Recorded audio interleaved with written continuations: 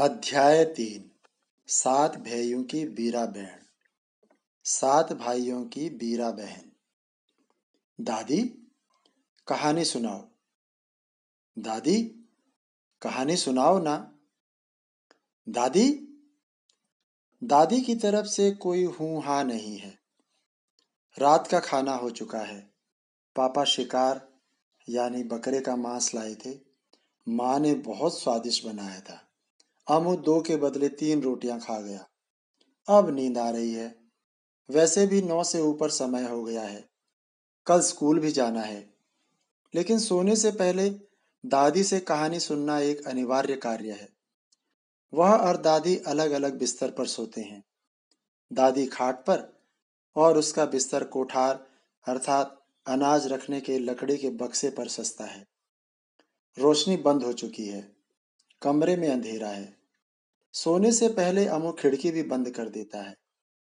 ऐसा नहीं कि उसे डर लगता है, बस ऐसे ही। सोते समय उसे बिल्कुल भी रोशनी पसंद नहीं है। दादी, वह फिर पुकारता है। दादी के गले से क्षीण आवाज आई। दादी को सुबह से हल्का बुखार है। माँ ने बुखार की गोली दी थी दिन में। रात को फिर दी है सोने से पहले। दादी के लिए खिचड़ी पकाई थी, लेकिन केवल मुंह जूठा किया। उसके लेटने से पहले ही दादी अपने बिस्तर पर लेट चुकी है। शायद झपकी आ गई हो। अमू को ग्लानि हो रही है। दादी को बुखार है और वह कहानी सुनना चाहता है। लेकिन वह करे भी तो क्या? बिना कहानी सुने नींद भी तो नहीं आती। दादी, एक कहानी सुनाओ ना। अच्छा, कौन सी कहानी सुनाऊं? कोई सी सुना दो। दादी उसे सब कहानियां सुना चुकी है। रंगे सियार की कहानी, कौवे की कहानी, मुआरों अर्थात ततैया की कहानी, 7 भाइयों की, बीरा बैंड की कहानी, कृष्ण और कालिया नाग की भी। दादी की कहानियों का पिटारा कब का खत्म हो चुका है। अब वही कहानियां दोहरा देती है। ठीक है, आज 7 भाइयों की बीरा बैंड की कहानी सुनाती हूँ। अच्छा, एक राजा था। उसकी एक रानी थी। एक एक कर उनकी 7 संतानें हुई, लेकिन सभी बेटे थे। हम्म जब वे बड़े हुए तो एक दिन उन्होंने अपने माता पिता से कहा, हम 7 भाई हैं, लेकिन हमारी कोई बहन नहीं है। इसलिए हम यह राजपाट त्याग रहे हैं और जंगल में रहने जा रहे हैं। अच्छा, फिर? अमू पूछता है। फिर वे सातों भाई जंगल में रहने लगे। वहीं वे शिकार करते, पकाकर खाते और सो जाते। इस प्रकार वे अपना दिन व्यतीत करने लगे। फिर क्या हुआ? फिर बहुत साल बाद राजा रानी को एक लड़की हुई। लड़की धीरे धीरे बड़ी होने लगी। फिर अमू का वही सवाल।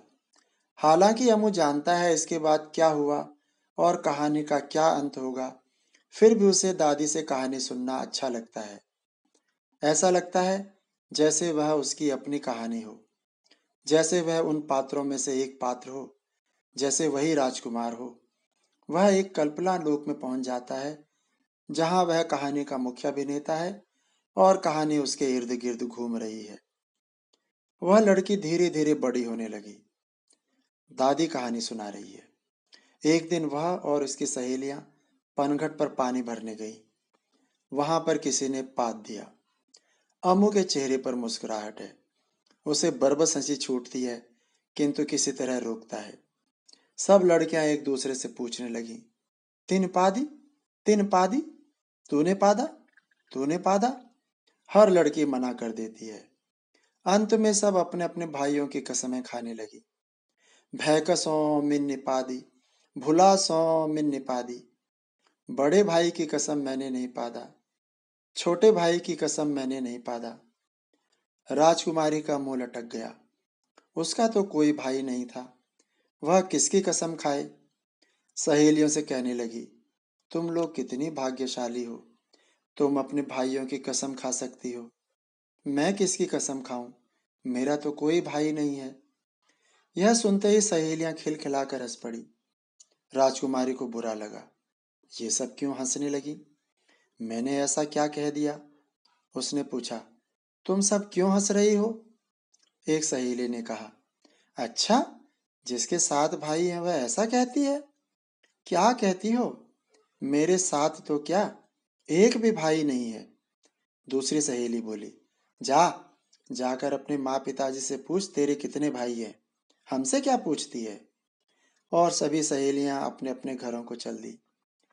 राजकुमारी भी बुझे मन से अपने महल को चली। अमू के मन में फिर प्रश्न पैदा हुआ। राजा रानी ने अपनी बेटी को क्यों नहीं बताया कि उसके 7 भाई हैं? अगर बता देते तो उसे अपनी सहेलियों के सामने झेंपना तो नहीं पड़ता। पर इस प्रश्न को वह मन में ही दबा देता है। पूछने पर दादी गुस्सा हो जाएगी। कहेगी, तू मुझे टोकता है, मैं कहानी नहीं सुनाऊंगी। सो वह चुप रह जाता है। राजकुमारी महल पहुंचकर अपने कमरे में चली गई और दरवाजा अंदर से बंद कर दिया। खाने का समय हो गया, किंतु राजकुमारी कहीं दिखाई नहीं दी। राजा ने नौकरानी को आदेश दिया, जाओ, राजकुमारी को बुला लाओ। जी महाराज। नौकरानी राजकुमारी को बुलाने गई, पर थोड़ी देर बाद अकेली वापस लौट आई। क्या हुआ? राजकुमारी क्यों नहीं आई? महाराज, राजकुमारी ने अपने को कमरे में बंद कर दिया है और खाना खाने से इनकार कर रही है। राजा रानी को आश्चर्य होता है। ऐसा पहले तो कभी नहीं हुआ। मैं बुला कर लाती हूँ। रानी राजकुमारी के कमरे की ओर चल देती है। अमू को पता है इसके बाद क्या होता है। राजकुमारी दरवाजा खोलने से मना कर देती है। राजा रानी मनाने की बहुत कोशिश करते हैं, किंतु वह नहीं मानती है। फिर कहती है कि अगर वे उसके एक सवाल का जवाब देंगे तो ही वह दरवाजा खोलेगी। राजा रानी कहते हैं, पूछो। वह पूछती है कि उसके 7 भाई कहाँ हैं। पहले तो राजा रानी मना करते हैं कि उसका कोई भाई नहीं है और वह उनकी इकलौती संतान है। किंतु जब वह जिद पर अड़ जाती है तो उन्हें सच सच बताना पड़ता है। यह सुनकर राजकुमारी कहती है कि वह जंगल जाकर अपने भाइयों को वापस लाएगी। राजा रानी उसे मनाने की बहुत कोशिश करते हैं कि जंगल में मत जाओ, वहां जंगली जानवर हैं जो उसे मार कर खा जाएंगे। किंतु वह नहीं मानती है और अपने भाइयों को ढूंढने जंगल की ओर चल देती है। अमू को सब कहानी याद है, पर दादी की कहानी कहने की शैली इतनी अच्छी है कि वह दादी के मुंह से ही सुनना चाहता है। फिर क्या हुआ दादी? फिर उसने जंगल में अपने भाइयों की झोंपड़ी ढूंढ ली और छुपकर उनके बाहर आने का इंतजार करने लगी। जब भाई शिकार करने निकले तो वह अंदर चली गई और उनके लिए खाना पकाकर एक कोठार में छुप गई। जब शाम को 7 भाई घर पहुंचे तो खाना पना पका देख चकित हो गए। किसने उनके लिए खाना पकाया होगा? कहीं खाने में जहर तो नहीं है? सो उन्होंने खाना पहले अपने कुत्ते को खिलाया। कुत्ते को कुछ नहीं हुआ तो स्वयं खाया। रात भर सोचते रहे, लेकिन कुछ समझ नहीं आया।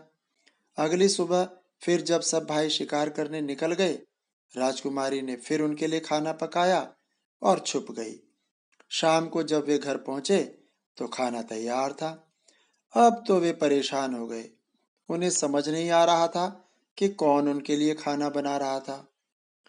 इससे आगे की कहानी भी अमू जानता है। सबसे पहले छोटा भाई उस खाना बनाने वाले को पकड़ने के लिए घर पर पहरा देगा, लेकिन उसे नींद आ जाएगी और राजकुमारी खाना पकाकर फिर छुप जाएगी। फिर दूसरे दिन दूसरा भाई घर पर रुकेगा, लेकिन वह भी सो जाएगा और इस तरह एक एक कर 6 भाई उसे पकड़ नहीं पाएंगे।